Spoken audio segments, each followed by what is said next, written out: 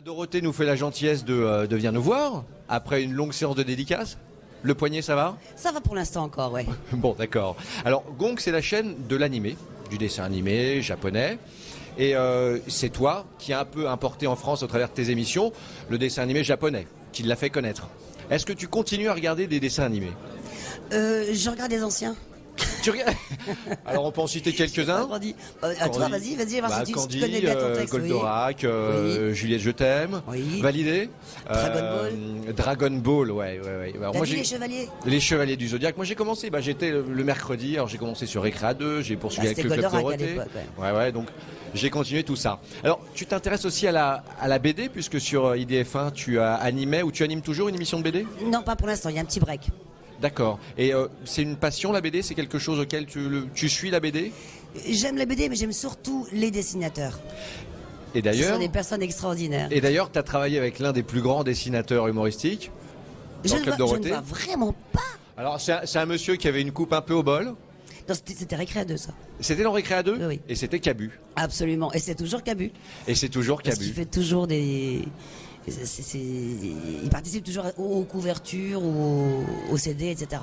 D'accord. Alors on a vu tout un J'ai eu la chance de rencontrer Monsieur Tibet qui nous a quittés il n'y a pas très longtemps, donc je lui fais un bisou lui là-haut. Exact, là où il vous entend, exactement. Ouais. Alors il y a pas mal de jeunes qui sont venus avec quelques trentenaires qui sont passés avec quelques reliques de la grande époque de Dorothée.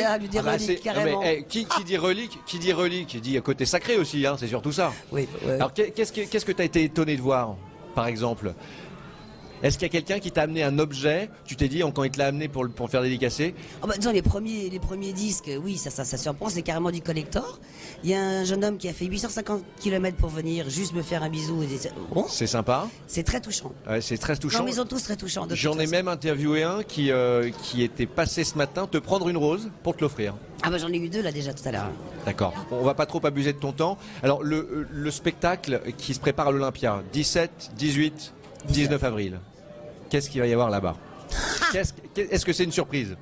Ah oui, déjà de faire l'Olympia, pour moi c'est une surprise, oui. Mais avec des anciennes, des nouvelles chansons? Bien sûr, des anciennes, des nouvelles, moitié-moitié, ou je ne sais pas exactement le nom, c'est pas encore tout à fait défini. Et peut-être des surprises pour vous comme pour moi, je ne sais pas. D'accord, des visages qu'on connaît, des gens qui ont jalonné un peu ta carrière. C'est des surprises. Ouais. Et qui dit surprise dit surprise. Dit surprise. Évidemment, donc 17, 18 et 19 avril à l'Olympia. Merci beaucoup et continue à faire rêver les grands gamins comme nous. Merci. Voilà. Merci beaucoup Dorothée. Salut.